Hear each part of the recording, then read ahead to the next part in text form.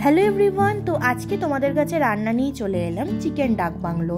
তো প্রথমে চিকেনটা ধুয়ে আমি ম্যারিনেশন করে নিচ্ছি টক দই, স্বাদ মতো নুন, হলুদ, 1 চামচ লঙ্কার গুঁড়ো, গরম মশলা আর সর্ষের তেল দিয়ে ভালো করে চিকেনটা মাখিয়ে প্রায় আধা ঘন্টার মতো ঢাকা দিয়ে আমি রেখে দিয়েছিলাম।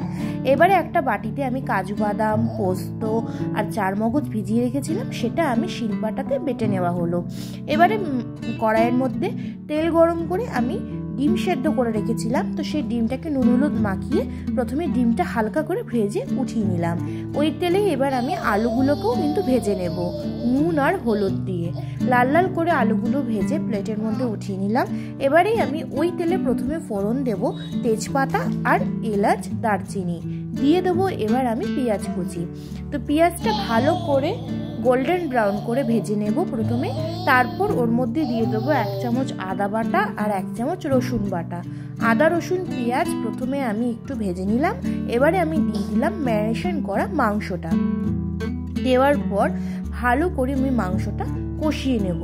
তো প্রথমে আমি 5 মিনিটের মতো মাংসটা নাড়াচাড়া করে নেওয়ার পর দিয়ে দিয়েছিলাম আমি ঠিক ডুমো করে কাটা পেঁয়াজ আর কয়েকটা গোটা কোয়া রসুন দিয়ে ভালো করে মিক্সড করে নিচ্ছিলাম। এবারে এর মধ্যে দিয়ে দেবো ভাজা আলুগুলো। তো আমি প্রায় মাংসটা 15-20 মিনিটের মতো কিন্তু কষিয়ে নিয়েছিলাম, তো অনেকটাই জল ছেড়ে দিয়েছে মাংস থেকে। এবারে দিয়ে দিলাম আমি কাজু বাদাম আর চারমগজ পোস্ত বাটাটা দিয়ে ভালো করে মিক্সড করে নিয়ে দিয়ে দেবো আমি পরিমাপ মতো জল। তো খুব একটা বেশি জল দেবো না, খুবই অল্প। আর কষাতে কষাতে যেহেতু চিকেনটা সিদ্ধ হয়ে গেছে, সেই জন্য আমি অল্পই একটু জল দিয়েছি। তো জলটা দেওয়ার পর যখন ঝোলটা ফুটে উঠেছে তখন দিয়ে দিলাম আমি ভাজা ডিমগুলো। এবারে ভালো করে আমি সমস্তটা ভালো করে মিক্সড করে নিচ্ছি।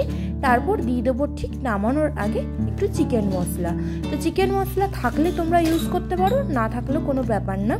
তো আমার কাছে ছিল তাই দিয়েছি। দিয়ে চিকেন মশলাটা দিয়ে ভালো করে মিক্সড করে নিলেই ব্যাস আমাদের কিন্তু তৈরি হয়ে গেল ভীষণ টেস্টি চিকেন ডাক বাংলো।